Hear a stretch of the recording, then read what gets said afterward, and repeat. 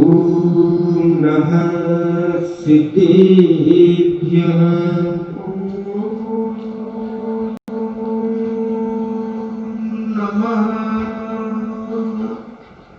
सिद्धेभ्यः।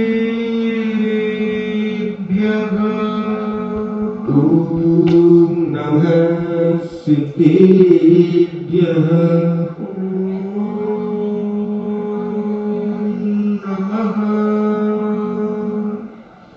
सिद्धेभ्यः।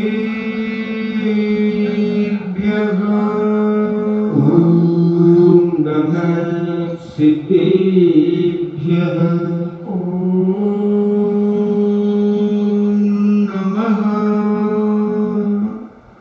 सिद्धेभ्यः। ओम नमः सिद्धेभ्यः। नमो अरिहन्ताणम्।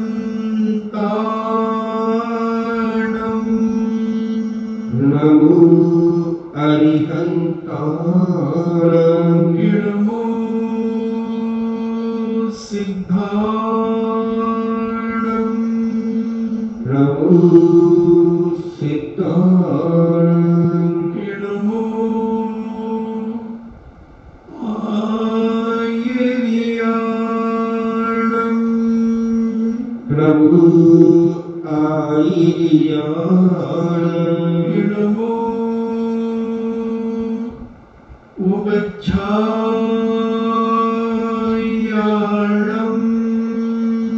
नमो उपज्झायाणम्।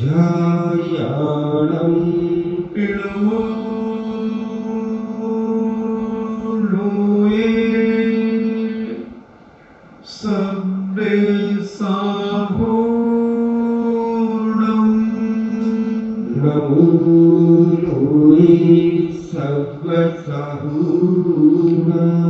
पंच परमेश्वर भगवान की जय। अहिंसामयी वीतराग विश्व धर्म की जय।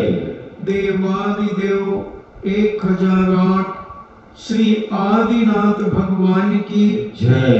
देवादिदेव 1008 चिंतामणि भोग उपसर्ग विजेता श्री पार्श्वनाथ भगवान की जय।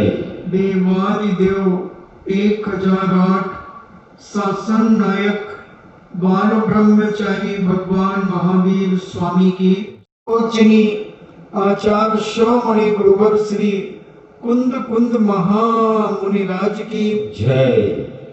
परम पूजनी आचार्य श्रोमणि गुरुवर श्री विद्यासागर जी महामुनिराज की जय। परम पूजनी निर्व्यापक श्रमण मुनि श्री सुधा सागर जी महाराज की जय। परम पूजनी 3.9 करोड़ महामुनिराजों की जय। तपोदय अतिशय क्षेत्र की जय। प्रभु दीक्षित श्री गंभीर सागर जी महाराज की जय। सूर्यग्रहण भावना की 15वीं भावना मार्ग प्रभावना। मोक्ष मार्ग के मार्ग की प्रभावना करना। पूज्य मांगतुंग आचार्य महाराज ने सारी दुनिया में दिखा दिया कि जैन दर्शन एक अलौकिक शक्ति से संपन्न धर्म है। राजा नहीं समझ पाया था कि एक दिगंबर नग्न साधु में भी ऐसी ताकत हो सकती है, इतनी शक्ति उसके अंदर हो सकती है। जब पूज्य को यह भान हुआ तब उन्होंने भगवान की भक्ति करने में अपने आप को तन्मय कर लिया और इतने तन्मय हुए कि वह उन्हें भगवान और स्वयं के अलावा दुनिया का कोई दृष्टि गोचर नहीं हो रहा था।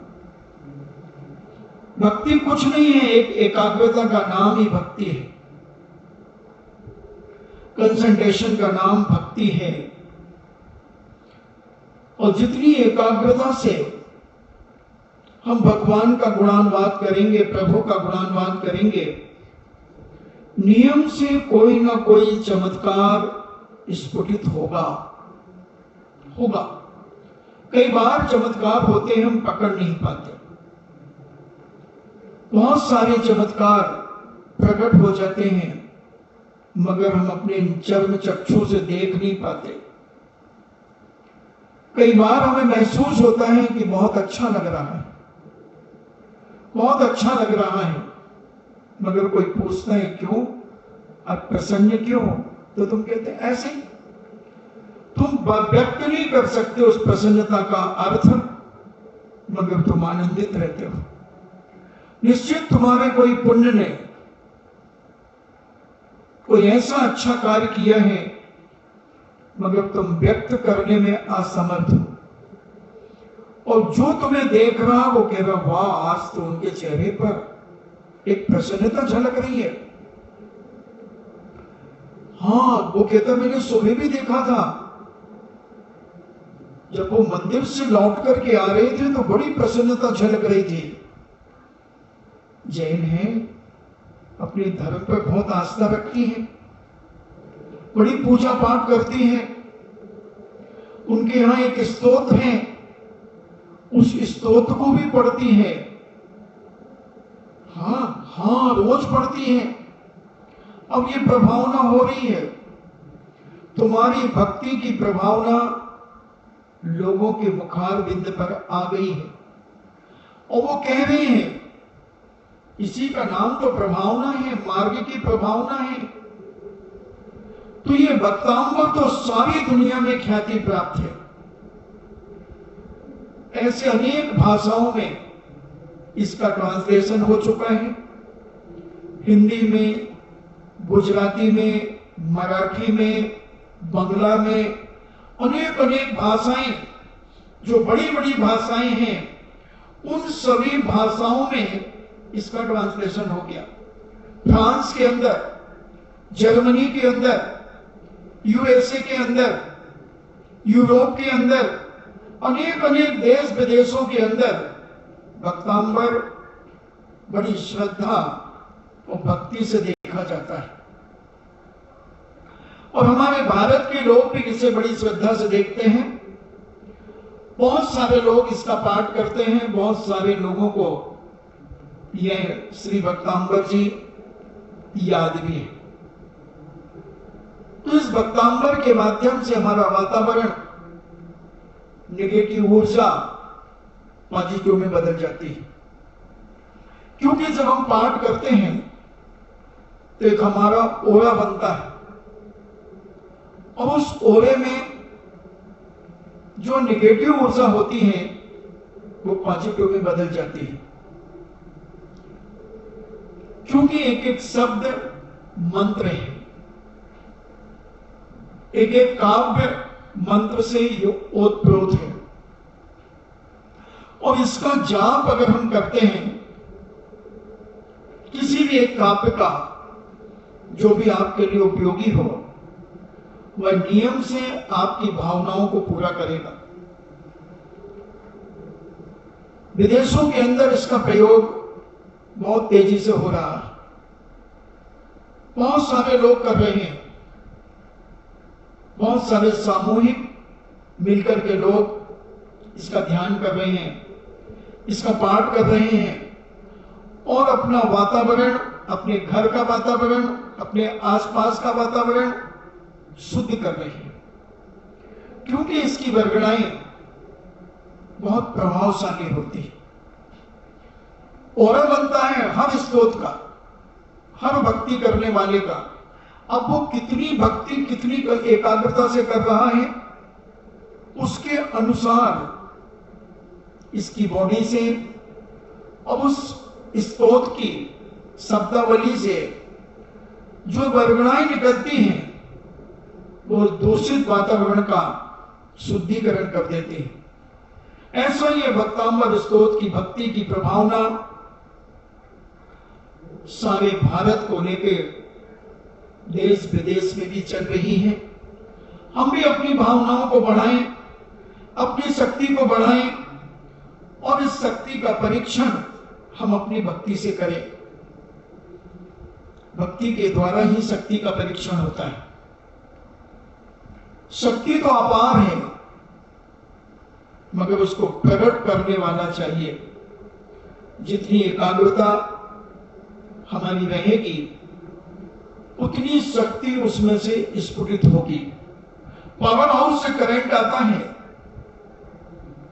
आपके मीटर में आता है, और मीटर से आपकी फिटिंग के अंदर से तारों में से पावर बहता है। अब आप जितने वाट का बल्ब लगा करके उसका उपयोग करें वो आपके ऊपर डिपेंड करता है। होल्डर आपने लगा दिया, आप 0 वाट का बल्ब भी लगा लें, आप 15 वाट का बल्ब लगा लें, आप 25 वाट का लगा लें, 40 वाट का लगा लें, 60 वाट का लगा लें, 100 वाट का लगा लें, वो आप पे डिपेंड करेगा। करंट तो बह रहा है। उसी प्रकार उस मंत्र में, उस भक्तांबर में शक्ति अपार है। तुम अपना भक्ति रूपी बल्ब कितना लगा पा रहे हो, उसका प्रकाश, उसकी शक्ति, उसकी ऊर्जा तुम्हें प्राप्त होगी। करंट तो बह रहा है, बटन ऑन करना है बल्ब लगा करके। उसी प्रकार अपनी मन की एकाग्रता को ऑन करना है प्रभु की भक्ति लगा करके, भक्ति में लगा करके। और उसकी भक्ति में, जैसे हमने एक दिन कहा था कि मैंने बहुत पहले 25 साल पहले लगभग एक छोटा सा लेख पढ़ा था कि एक बालिका 3 मन की एक मशीन को अपनी आंखों की दृष्टि का कंसंट्रेशन करके उसे एक सूत आगे खिसका लेती है बिना छुए। इतनी एकाग्रता से उसके सामने बैठती है वो, और हजारों लोग उस दृश्य को देखने के लिए बैठते हैं।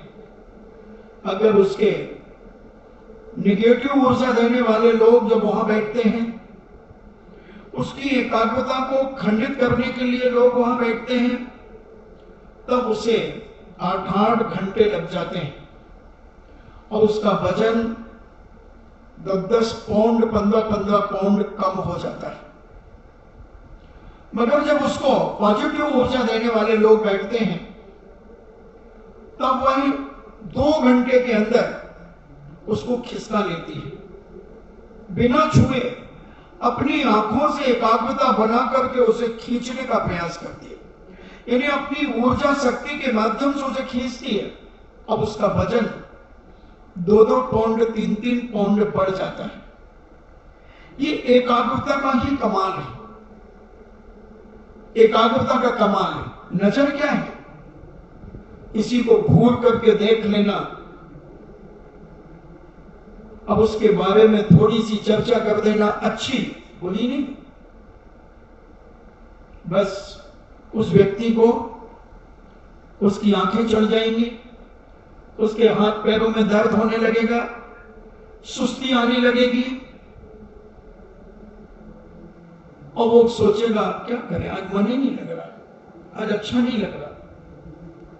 तो कोई थोड़ा सा जो समझदार होगा वो एक नजर देखेगा, मुझे नजर तो लगी, ऐसा लग रहा नजर है, और वो 7 मिर्ची लाएगा और उसके ऊपर से उतारेगा और अग्नि में जला देगा, और वो मिर्ची ऐसे जल जाएगी जैसे कागज जला हो, और वो आदमी 2 मिनट के अंदर स्वस्थ हो जाएगा। कई तरीके हैं इसको नजर को उतारने के, बस उसने तुम्हें एक बार घूर के देख लिया तो तुम्हारे बारे में थोड़ी सी चर्चा कर ली, नजर लग गई। जैसे तुम उस व्यक्ति को घूर के देख रहे हो, ऐसा तुम एक बार त्रिलोकीनाथ को घूर के तो देख लो, एकाग्रता से देख तो लो उनको, उनकी छवि को, उनकी मुद्रा को। नजर तो इन प्रथमा जी को भी लग जाती है, भगवान को भी लग जाती है, साधु संतों को भी लग जाती है। तो कोई दुश्मन नजर नहीं लगाता,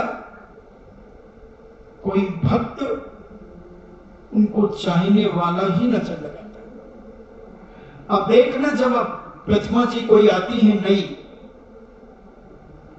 जो कहीं जा रही हो, जिसकी निछावर राशि उस शिल्पी को मिल गई हो और वो कहीं जा रही हो, उसके हाथ में एक काला धागा बांध दिया जाता है, काला कपड़ा बांध दिया जाता है। क्यों बांधा जाता है? अब ये प्रतिमा उस समाज की हो गई है। अब इसे जो भी देखेगा, भले वो भी अप्रतिष्ठित हैं, मगर जो भी देखेगा बड़ी श्रद्धा से देखेगा। अपने यहां जा रही है, हाँ, अपना जो नया मंदिर बना ना वहां, अच्छा, वाह क्या सुंदर प्रतिमा है, बहुत सुंदर। यानी उसकी भक्ति प्रकट होने लगी अभी से। तो कहते हैं प्रतिमा भी चटक सकती है। आदमी अपने मकान के बाहर काली हंडी लगा देता है, स्कूटर का टायर टांग देता है, मोटरसाइकिल का टायर टांग देता है, हंडी में एक विकृत आकृति बना करके एक मटकी लगा देता है उल्टी। क्यों? कि वो मकान देखने वाला उस हंडी को भी देखेगा, हंडी देखते ही उसका मन थोड़ा सा खराब हो जाएगा, टायर देख करके उसका मन खराब हो जाएगा। तो जो इतनी उसकी एकाग्रता के साथ उस मकान की वो तारीफ जो करने वाला था, उसको देख के उसका मन खराब हो जाए। ये क्यों टांग दिया फालतू में? पागल है लोग, क्यों टांगा? बस खत्म खत्म। मां जब अपने बच्चे को दूध पिलाती है तो उसका चेहरा ढांक लेती है कि कहीं मेरी ही नजर ना लग जाए। बच्चा को जब तैयार करने के बाद उसको एक काला काजल का टीका उसके मस्तक पर लगा देती है कि कोई मेरे बच्चे को देख करके ये ना कहे कि वाह आज तो, और वो काला टीका उसे दिख गया, आधी एनर्जी उसकी खत्म हो गई। तो ये एकाग्रता से देखने पर, एकाग्रता से की हुई भक्ति हमें बहुत शक्ति प्रदान करती है, वातावरण का शुद्धिकरण कर देती हैं, वहां की बरगड़ाएं पवित्र हो जाती है। इसलिए जिस स्थान पर साधु संत बैठ जाते हैं उस संत को पूजनीय, उस स्थान को पूजनीय माना जाता है, वो पाटा पूजनीय हो जाता है। इसलिए आपने देखा, मैं यहां बैठा हूं या इसके पहले कौन बैठा था? महाराज बैठे थे, मगर जिस पाटे पे बैठे थे वो पाटा हटा दिया, क्योंकि वो मेरे बैठने योग्य नहीं है। उस पे पूज्य महापुरुष बैठ चुके हैं, उनकी बरगड़ाएं उस पर हैं। इसलिए बहुत से लोग उस पाटे को यूं लेकर के और अपने मस्तक में लगा लेते हैं, वो बरगड़ाएं। इसलिए हमारे यहां चरण रज लेने की बात कही है, चरण छूने की बात नहीं कही, चरण रज। तो जैसे मुनिराज चलते हैं तो जमीन के नीचे की मिट्टी लेकर के मस्तक पर लगाओ, पांव मत छुओ, पांव मत छुओ। तो ये सारी की सारी एकाग्रता और श्रद्धा के ऊपर बात चलती है। तो श्री भक्तांबर जी सारी दुनिया में विख्यात है और इसकी श्रद्धा और भक्ति हम भी अपने जीवन में बढ़ाएं और भक्तांबर जी का पाठ हम अपने जीवन में शुरू करें। बहुत सारे आचार्यों ने प्रभावना की। आज मैं तुमसे श्री वादिराज महाराज की भी चर्चा करूंगा, जिन्होंने एक ही भाव स्तोत्र लिखा और कैसे प्रभावना की, एक ही भाव स्तोत्र क्यों लिखा गया, आज इस संबंध में भी हम चर्चा करेंगे। कौन थे वादिराज?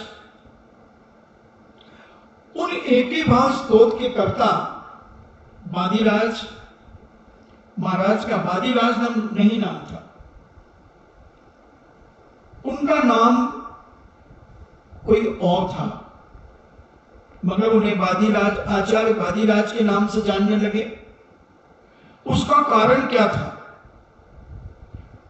सभी लोग यही कहते हैं कि एक ही भाव स्तोत्र के रचयिता श्री बादीराज जी महाराज हैं, जो विक्रम की 11वीं शताब्दी में शताब्दी के एक महान विद्वान आचार्य हैं।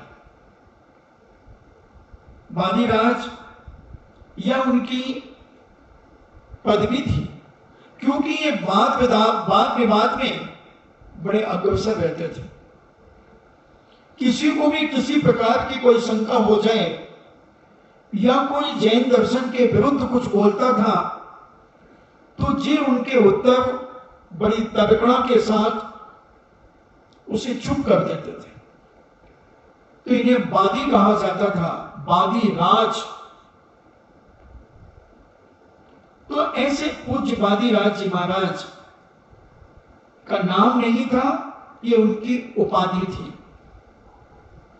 जैसे पटवारी ठग हैं, मगर इनकी उपाधि पटवारी होंगे। इनके बाप दादा कोई पटवारी का काम करते होंगे तो उन्हें पटवारी कह दिया। वैसे तो इनका गोत्र ठग है, ठग नहीं, ठग जैसे ठहाका लगाते ना।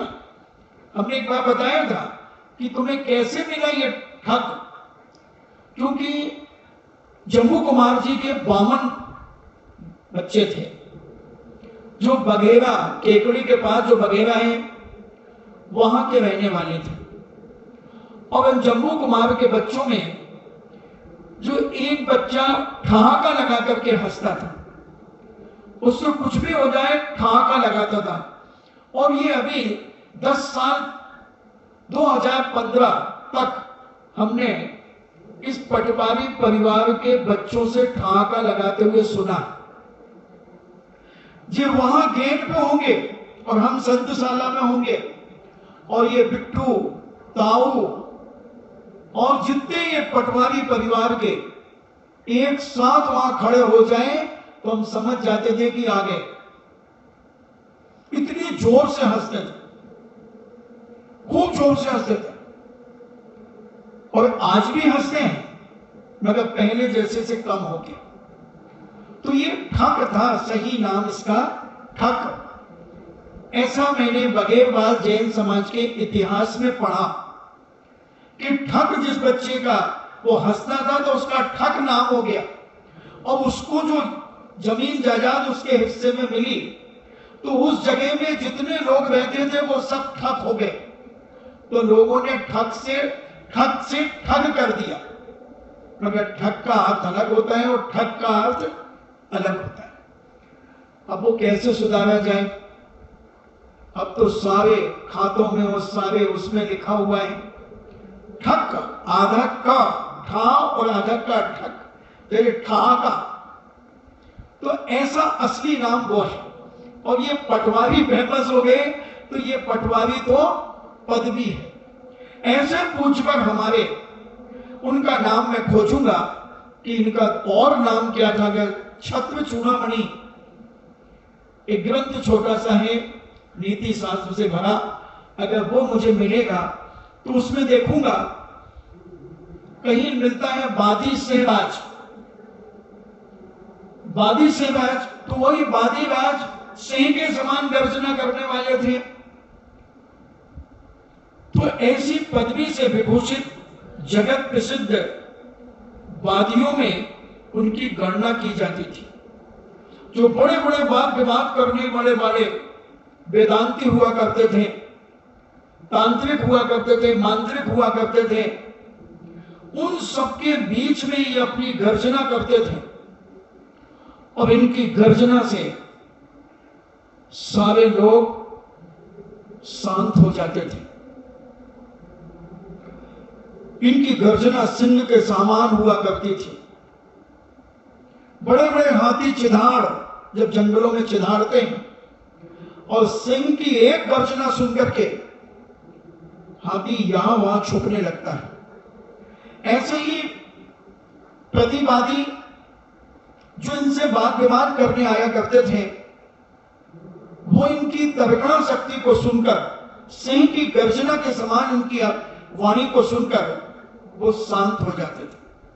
तो बड़े बड़े प्रतिवादियों के बीच ये बैठकर इनकी गणना उन बड़े बड़े चोटी के विद्वानों में हुआ करती थी और ये वादीराज के नाम से प्रसिद्ध हो गए। सारी दुनिया में इन्हें वादीराज कहने लगे। आपकी गणना जैन साहित्य के प्रमुख आचार्यों में भी की जाती है। इन्हें जो बड़े बड़े आचार्य परमेष्ठी हुए, उन आचार्यों के बीच में भी आपका नाम बड़ी श्रद्धा और बड़ी गरिमा के साथ लिया जाता है। वादीराज स्वामी का चौकुल्य नरेश जयसिंह प्रथम की सभा में बड़ा सम्मान हुआ करता था। जो चौकुल्य नरेश था जयसिंह, वह वादीराज का बड़ा सम्मान करता था, बहुमान करता था। पूर्वकृत पापोदय के कारण आचार्य श्री के शरीर में कुष्ठ रोग हो गया। इन्हें शरीर कोढ़ से ओतप्रोत हो गया पूर्व पाप के उदय से। और ये निष्प्रय संत थे, वीतरागी संत थे। अपने किसी भी अपने आत्म ध्यान में लीन रहा करते थे। शरीर के प्रति कोई ममत्व भाव नहीं था,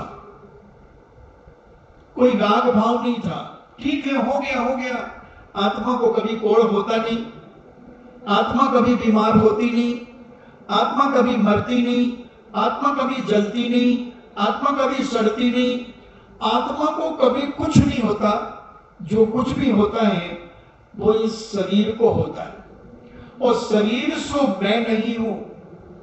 ऐसे परम अध्यात्म प्रेमी, परम वीतरागी संत अपनी साधना में लीन रहते थे। शरीर की वेदना की रंच मात्र भी चिंता नहीं करते थे। किंतु जो जैन दर्शन के द्वेषी थे, जो जैन दर्शन के विरोधी थे, उन्होंने एक दिन पूज्यवर को देख लिया और सारी राजसभा के अंदर घोषणा कर दी कि जैनियों के मुनि कोढ़ी होते हैं, जैनियों के मुनि कोढ़ी होते हैं, कुष्ठी होते हैं, दरिद्री होते हैं। वहीं पर और घोर मजाक किया, उपहास किया पूज्यवर का।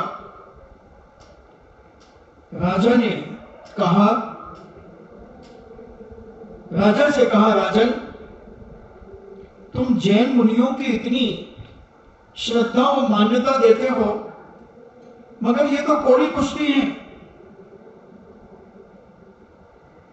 और वहीं पर एक सेठ बैठा हुआ था। पूज्यवर का इतना अपमान सुनकर, जैन धर्म की इतनी निंदा सुनकर, उनके साधुओं का सम्मान करते हो ये गलत है। उनके जब लोगों ने कहा, मंत्रियों ने कहा, तो वहीं भक्ति बसात राजा से कहा, एक सेठ ने, उसे सहन नहीं हुआ राजश्रेष्ठी ने, जो उस राजा का श्रेष्ठी था, उस राज्य नगर का। सेठ साहूकार भी राजसभाओं में जाया करते थे। तो एक सच्चा जैन भक्त दिगंबर, उसको ये बात सहन नहीं हुई और उसने कहा कि राजन, हमारे मुनिराज देदीप्यमान होते हैं, हमारे मुनिराज कोढ़ी कुष्ठी नहीं होते। ये बिल्कुल गलत है, ये बिल्कुल गलत है, झूठ है, सफेद झूठ है। और भाई सेठ राजश्रेष्ठी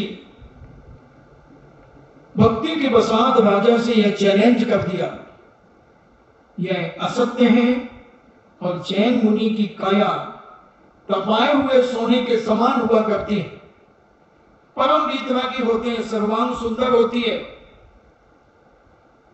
राजा ने निर्णय लिया कि यहां सारी जनता के लोग, सभासद ये कह रहे हैं कि दिगंबर जैन मुनि कोढ़ी कुष्ठी होते हैं, और एक हमारे नगर के श्रेष्ठी ये चैलेंज कर रहे हैं कि हमारे मुनिराज तेजस्वी होते हैं, ओजस्वी होते हैं। सर्वांग सुंदर होते हैं। राजा ने निर्णय लिया कि इसका फैसला कल प्रातःकाल होगा, कल प्रातःकाल होगा और आचार्य श्री के दर्शनार्थ हम चलेंगे और देखेंगे कि सभासद असत्य बोल रहे हैं कि राज्य श्रेष्ठी असत्य बोल रहा। बड़ा खलबली मच गई। सारे मंत्री कहते मैंने अपनी सगी आंखों से देखा है कि वो कुश्ती है, कोड़ी है। कैसे कह रहे हैं सेठ साहब? ये भक्ति के वसात कह रहे होंगे, कोई बात नहीं, दूध का दूध और पानी का पानी कल हो जाएगा। मगर सेठ ने कहा जो होगा तो होगा, मगर आज तो मैं रात भर इनकी नींद हराम कर दूंगा। क्योंकि उन्हें प्रभावना करने का मन था कि मैं अपने धर्म की अप्रभावना नहीं सुन सकता। मैं तो सारी दुनिया को बताऊंगा कि मेरे महाराज कैसे होते हैं। राजा ने कहा कि सेठ साहब सुन लो, अगर कोड़ी और कुश्ती हुए तो आपकी संपूर्ण संपत्ति जब्त कर ली जाएगी, आपकी गर्दन काट दी जाएगी या देश निकाला दे दिया जाएगा। संपूर्ण परिवार को, संपूर्ण जमीन जायदाद, धन दौलत, सोना चांदी, हीरे मोती सारे राजकोष में जमा हो जाएंगे। सेठ ने निर्भीक होकर के कहा, राजन जो आपकी आज्ञा, मगर मेरे महाराज कोड़ी कुश्ती नहीं होते। अब जिन्होंने देखा था कोड़ी कुश्ती, वो कहते कैसे हो सकता है, ये राजा को इतनी बड़ी चुनौती दे रहे हैं सेठ साहब। और राजा साहब ने इतनी बड़ी चुनौती दे दी कि तुम्हारी धन दौलत, तुम्हारी जमीन जायदाद, हीरे मोती, सोना चांदी सारे के सारे जब्त कर लिए जाएंगे, राजकोष में जमा हो जाएंगे, फिर भी इन्हें चिंता नहीं। कैसी भक्ति है इसकी, कैसी श्रद्धा है इसकी। और अभी मैं देख करके आया हूं 2-3 घंटे पहले कि इसके महाराज के शरीर से कोढ़ फूट रहा है, पीप और खून बह रहा है, पीप और खून बह रहा है। ये कैसे मेरी आंखें धोखा नहीं खा सकती? शेठ साहब कहते मेरी आंखें भी कभी धोखा नहीं खा सकती। आज तक मैंने अपनी जिंदगी में धोखा नहीं खाया। जाओ, सारी सभासदों को मेरी चुनौती है, राजा साहब को भी चुनौती है। और राजा साहब ने निर्णय लिया कि कल प्रातःकाल हम दर्शनार्थ चलेंगे। इधर राज श्रेष्ठी जो नगर के सेठ थे वो सीधे महाराज के पास गए। भोजन नहीं किया, भोजन नहीं किया। राज सभा से उठकर के सीधे महाराज के पास दौड़ते हुए गए और पूज्यवत के चरणों में नमोस्तु किया बड़ी श्रद्धा से, रत्न चढ़ाकर, और कहा महाराज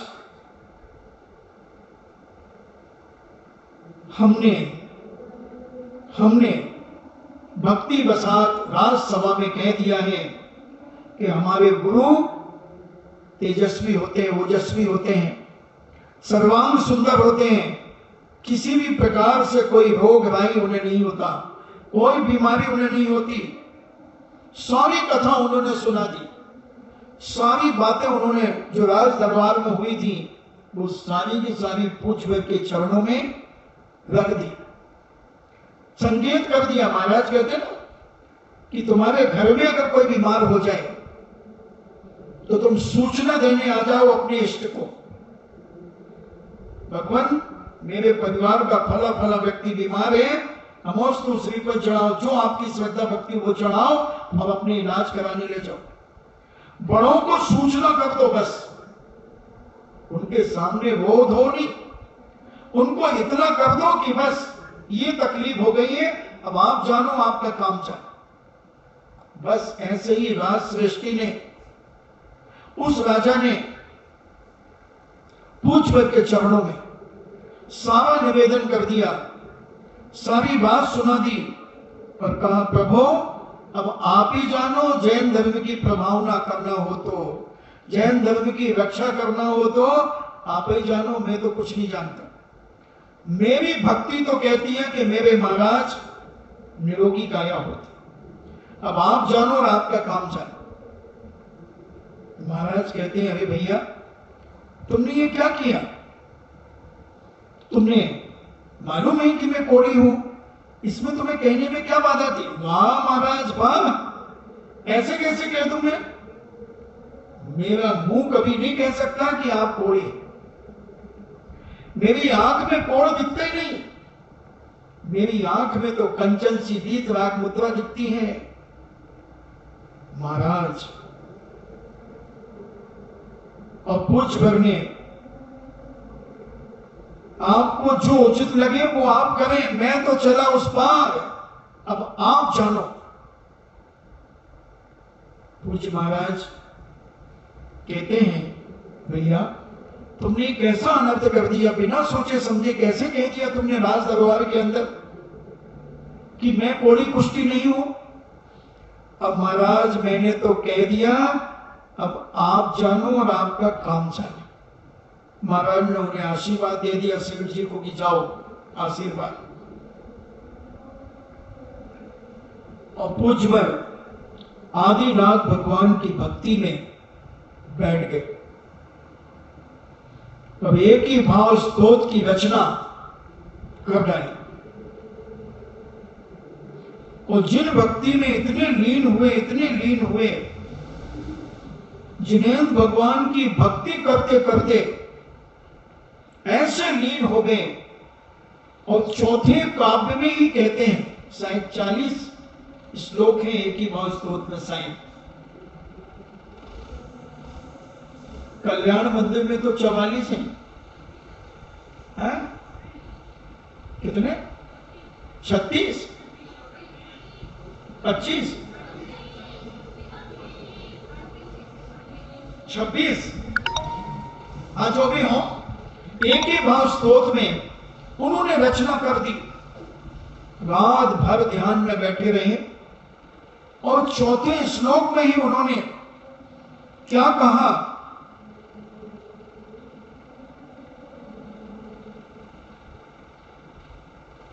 हे भगवान, भव्य जीवों के पुण्योदय से स्वर्ग से माता के गर्भ में आने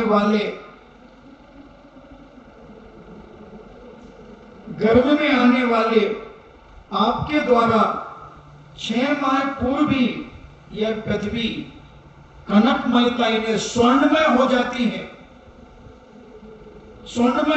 है, और रत्नों की वर्षा होने लगती है। हे जिनेंद्र देव, ध्यान रूपी द्वार से मेरे मन रूपी मंदिर में प्रविष्ट हुए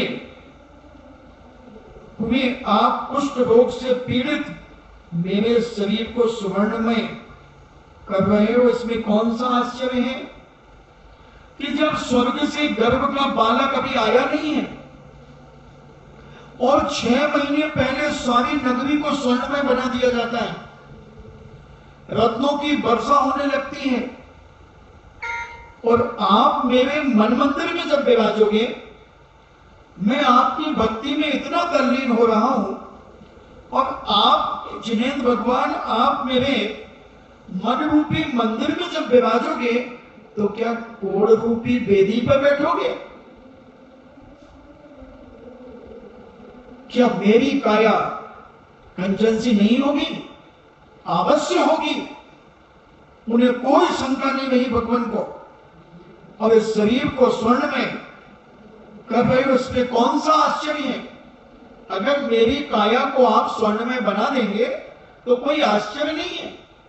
जब एक सामान्य नगरी को आप स्वर्ण में बना देते हैं आपके आने पर, तो क्या मेरा शरीर स्वर्ण में नहीं बनेगा? अवश्य बनेगा, कोई आश्चर्य की बात ही नहीं है।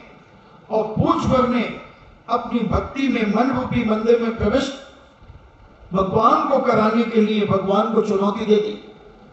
भक्त चुनौती देने में मास्टर होता है। तुम जानो, तुम्हारा काम जाने, मैंने तो आपसे कह दिया। और उन्होंने दर्शन करते हुए ये बड़ी भक्ति से यह बात कही और स्वर्ण में संपूर्ण शरीर उनका वचन रूपी आनंद के धाम दुर्वार काम से मदहारी और प्रसाद की अद्वितीय भूमि रूप पुरुष में ध्यान द्वारा प्रवेश करता है। ऐसे पूरा का रोग तो कंटक कैसे रह सकते हैं? जब तीन लोक के नाथ मेरे मन रूपी मंदिर में विराजमान होंगे तब ये कूड़ा कचरा कैसे रहेगा? एक जब सामान्य थोड़ा सा मेहमान तुम्हारे घर में आता है तो तुम अपने घर को कितना साफ सुथरा और व्यवस्थित कर लेते हो। तो ये प्रभु, आप मेरे मंदिर में, जब मन मंदिर में विराजमान होने आ रहे हैं, मेरी भक्ति के वशूद होकर के जब आप मेरे पास आ रहे हैं, तो मेरी काया में ये कोड़ रह ही नहीं सकता।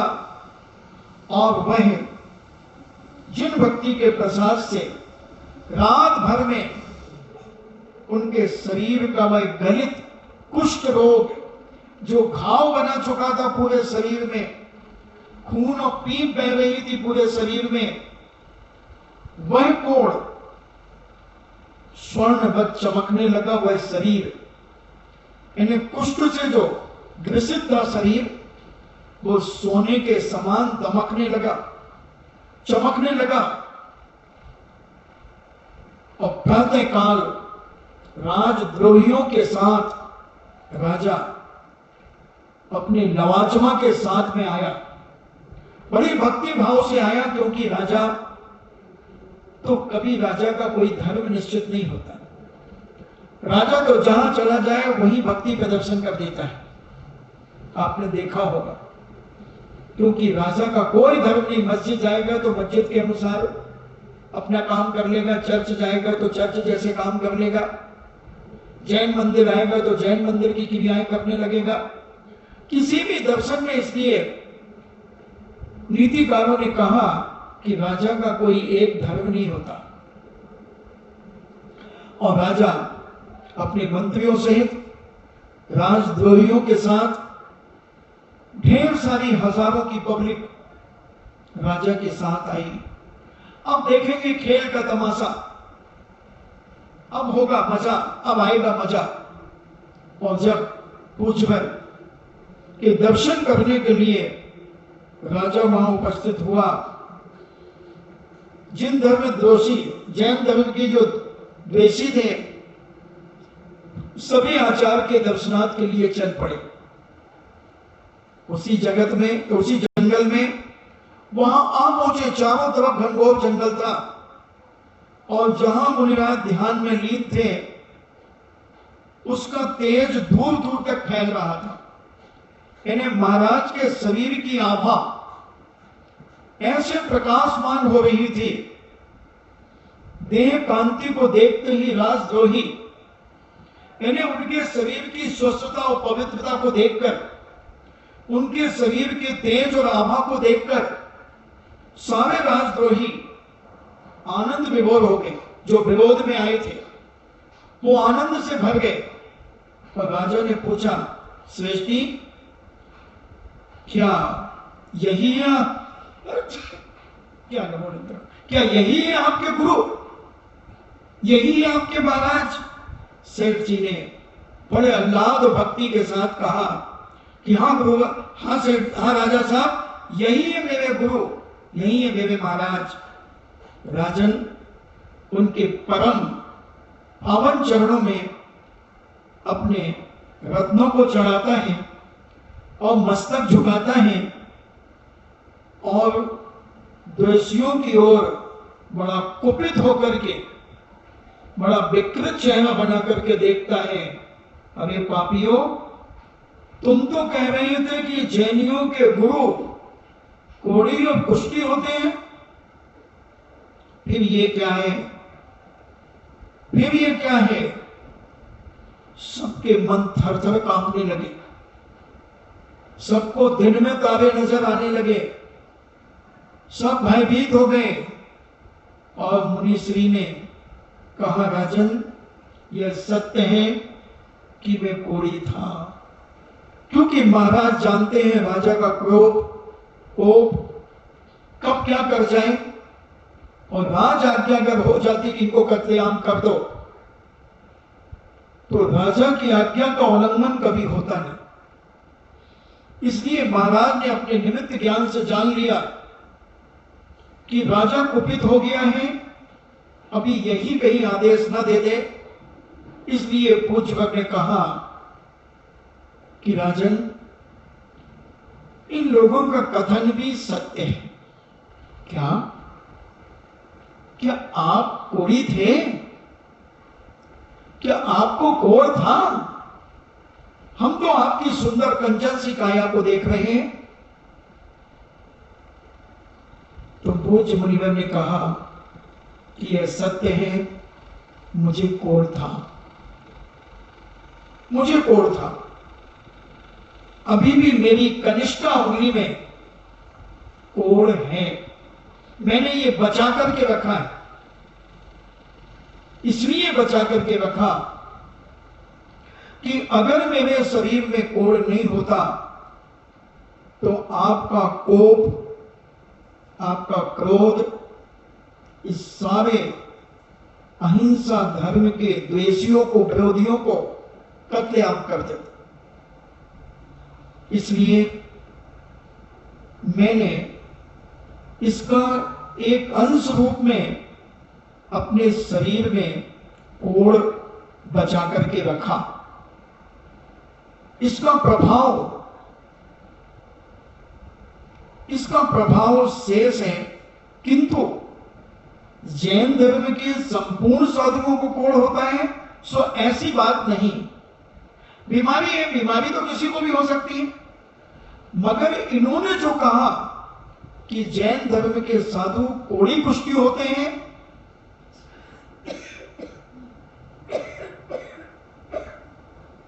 तब मुझे बड़ी वेदना हुई। मैं कोढ़ी कुष्ठी था, मगर मेरे संपूर्ण मुनिराज होते हैं, ये बात मुझे अच्छी नहीं लगी। इस बात का सिद्धि करने के लिए मैंने अपने प्रभु की भक्ति की और रात भर मैंने अपने आराध्य की, अपने इष्ट की भक्ति करके जैन दर्शन की प्रभावना करने के लिए मैंने भक्ति के प्रसाद से यह रोग एक रात में दूर कर दिया। जो बड़े बड़े घाव थे, जो गड्ढे हो गए थे मेरे शरीर में, ये सारे के सारे उस भक्ति के प्रसाद से वो घाव भर गए और मेरा शरीर सुंदर कंचन सी काया को प्राप्त हो गया। ये जैन दर्शन की प्रभावना के लिए मैंने सब कुछ किया। मैं दुनिया को यह दिखाना चाहता था कि कोढ़ किसी को भी हो सकता है, मगर सभी साधु संतों को हो तो इससे तो हमारे धर्म की बहुत बड़ी बेइज्जती थी। और हमारा धर्म एक साफ सुथरा अहिंसावादी धर्म है। प्राणी मात्र के कल्याण की भावना वह अपने जीवन में करता है। तो हमने इसलिए इस रोग को एक रात में दूर करके, इन बेचारों की गलती नहीं है, इनकी आंखों ने सही देखा था। जैसे किसी के पीलिया हो जाए, किसी ने पीलिया को पी लिया हो और वो पूनम के चांद को अगर देखें और डिडोरा पीट दे कि चंद्रमा पीला होता है, चंद्रमा पीला होता है क्योंकि मैंने देखा है, तो उसके देखने से चंद्रमा पीला नहीं हो जाएगा। उसकी बीमारी के कारण पीला है, उसी प्रकार मुझे कुष्ठ रोग हुआ था, तो मेरे कुष्ठ रोग होने से संपूर्ण साधु को कुष्ठ रोग हो जाए, ये कोई इनका लॉजिक, इनका तरीका, इनका तर्क नहीं था। तब मुनिराजा ने मुनिराज के वचनों को सुनकर कि महाराज कितना सत्य बोलते हैं, कितना पवित्र भाव रखते हैं, कितनी करुणा और दया इनके अंदर है, राजा उनकी वाणी से प्रभावित हुआ और राजा ने, जैन धर्म के द्वेषियों ने, राजा स्वयं ने और जैन धर्म के जो द्वेषी थे, जो विरोधी थे, उन्होंने भी पूज्यवादी राज महाराज के चरण सानिध्य में इस जैन दर्शन को धारण किया और सम्यक दर्शन अपनी आत्मा में प्राप्त किया। तो मुनिराज को भी समय समय पर धर्म की प्रभावना करने के लिए कुछ चमत्कार दिखाना पड़े, क्योंकि संसारी प्राणी, अज्ञानी, मिथ्या दृष्टि बाह्य चमत्कारों को देख करके ज्यादा प्रभावित होता है। उनकी श्रद्धा चमत्कार को देख करके बनती है। और हमारा जैन दर्शन कहता है तुम नमस्कार करो, चमत्कार तो तुम्हारे चरणों के पास खड़ा है। मगर आदमी पका पकाया भोजन चाहता है, तो पूज्यवर ने कहा कि मैंने ये चमत्कार कहो, प्रभावना की दृष्टि कहो, जैन धर्म से प्रभावित करने के की बात कहो, तो मैंने रात भर ध्यान में बैठकर मैंने किसी देवी देवताओं को नहीं बुलाया, मैंने तो आदिनाथ भगवान की जो भक्ति की एक ही भावम, बहुत मार्मिक स्तोत्र है, एक ही भाव, इसका कम प्रचलन है लोगों में, बहुत कम लोग इसे पढ़ते हैं, मगर इसको भी पढ़ना चाहिए। छोटा सा स्तोत्र है, मगर जितना छोटा उतना ही प्रभावशाली, उतना ही प्रभावशाली। इसका प्रचार प्रसार थोड़ा सा कम हुआ, क्योंकि भक्तांबर जी की लय सभी को आ जाती है और सबको उसका अर्थ भी थोड़ा थोड़ा समझ में आ जाता है पढ़ते पढ़ते। मगर एक ही भाव स्तोत्र भी ऐसा कोई कठिन नहीं है। इसे भी आप अगर अपनी श्रद्धा का विषय बनाएं और इस बड़ी श्रद्धा के साथ इस एक ही भाव स्तोत्र का पाठ करें, तो ये भी आज भी बड़े बड़े प्रभावना कर सकता है, क्योंकि भक्ति ही पंचम काल में शक्ति है। भक्ति के अलावा हमारे पास कोई शक्ति नहीं है, क्योंकि पंचम काल में वैसे ही कोई देवी देवता नहीं आते और उन देवी देवताओं को भी फुर्सत नहीं है कि जो आए, तो वो भी कहते जब तुम भक्ति नहीं करते तो मैं आऊं कैसे। और कुछ अज्ञानी जीव उन देवी देवताओं को, यक्ष यक्षिणी को ही पूजते हैं, तो वो कैसे रुकेंगे, कैसे आएंगे। अगर मैं उठ करके तुम्हारे चरण छूने आ जाऊं तो तुम इस सभा में बैठोगे कि बच जाओगे? बताओ बताओ, कौन कौन चरण छुड़वाएगा? मैं आ रहा, कोई नहीं छुड़वाएगा ना। उसी प्रकार वो देवता कहते हैं कि तुम मेरी भक्ति कर रहे हो, मैं स्वयं जिनेन्द्र भगवान का भक्त हूं, मेरे कोई व्रत नहीं है मेरे पास, कोई नियम संयम नहीं है मेरे पास, कोई त्याग नहीं है मेरे पास, और तुम मुझे ठोक लगा रहे हो। तो वो भाग गए, वो चले गए, मंदिर छोड़ करके चले गए, वो स्टेचू रह गए उनके, वो अपनी शक्ति और अपन स्वयं चले गए। जैसे मेरे उठने पर तुम भाग जाते हो, उसी प्रकार वो कहते हैं मैं भी जिनेंद्र का भक्त हूं, तुम भी जिनेंद्र के भक्त हो, तो अपन तो दोनों बराबर हुए, तुम मेरी भक्ति क्यों कर रहे हो? और तुम तो मुझसे बड़े हो, तुम तो मुझसे बड़े हो, क्योंकि तुम उपवास भी कर लेते हो, कभी एक आसन भी कर लेते हो, कभी आहार दान भी दे देते हो, तुम स्वयं प्रति बन जाते हो, तुम स्वयं दीक्षा ले सकते हो, ना वो दीक्षा ले सकते, ना वो आहार दे सकते, कुछ भी तो नहीं कर सकते। इसलिए भक्ति जिनेंद्र की करो, और चमत्कार दिखाने के लिए वो आएंगे, प्रभाव न करने के लिए वो आएंगे, मगर हम जिनेंद्र की भक्ति में अकाल श्रद्धा रख के अपने जीवन को पवित्र महान बना करके अपनी शक्ति और अपनी भक्ति से ओतप्रोत होकर एक एक स्तोत्र को पढ़ें और एक एक स्तोत्र की शक्ति को हम जाने।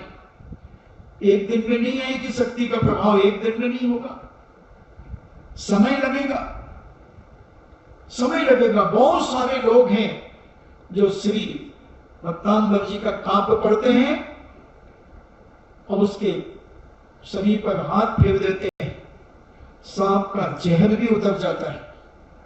पूज्य शांति सागर जी महाराज ने ऐसे कई जहर उतारे।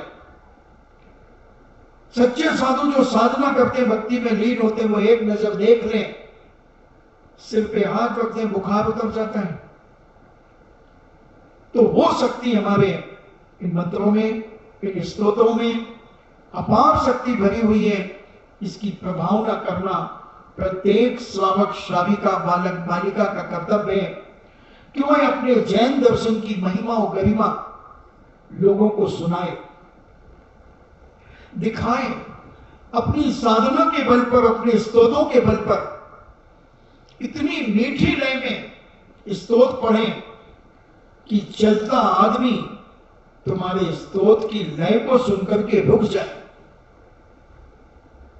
ऐसी मीठी आवाज में शुद्धि के साथ इनके पाठ किए जाएं, और जब इनके तुम पाठ करोगे तो एक न एक दिन तुम्हारे जीवन में कोई ना कोई शक्ति प्रकट होगी, प्रभावना होगी, और लोग तुमसे पूछेंगे कि तुम क्या पढ़ते हो, कौन सा स्तोत्र पढ़ते हो, मुझे भी बताओ, मैं भी पढ़ूंगा, मैं भी पढ़ूंगा। क्योंकि जब बहुत सारे लोग जो काम करते हैं उसको जो लोग नहीं करते उसको देख करके बहुत सारे लोगों की जिज्ञासा हो जाती है। आज एक दो बालिकाएं मेरे पास आई, महाराज जी हमें भी ग्रंथ तो हम भी पढ़ेंगे। अरे हमने कहा क्यों भाई? बोले नहीं सब लोग पढ़ रहे महाराज जी, हम भी पढ़ेंगे। तो खरबूजे को देखकर खरबूजे का रंग बदलता है। उसी प्रकार जब हम अच्छी भक्ति के साथ, अच्छी सुर लहरी के साथ जिनेंद्र भगवान की उपासना करेंगे, भक्ति करेंगे, तो दूसरा भी हमारे बाजू में बैठकर गुनगुनाना शुरू करेगा। बड़े लयबद्धता से, बड़े आत्मविभोर होकर के भक्ति करना शुरू करो। और ये प्रभावना, जो मार्ग प्रभावना 16 कारण की 15वीं भावना है, इस 15वीं भावना के माध्यम से हम अपने इस बीतवाद दिगंबर जैन धर्म की प्रभावना कर सकेंगे, कर रहे हैं और करते रहेंगे। ऐसा अपने जीवन में भावना बनाएं। इन्हीं मंगल भावना के साथ जिनवाणी स्तुति। जिनवाणी के ज्ञान से सूझे लोकालोक, सो वाणी मस्तके धरो, सदा देते हूँ धोख। हे जिनवाणी भारती, तो ही जपो दिन रैन, जो तेरो सविना गहे, सो पावे सुख चैन। देव भजो अरहंत को, गुरु सेवा निर्ग्रंथ दया धर्म पालो सदा, यही मोक्ष का पंथ। नोवा नमोगा।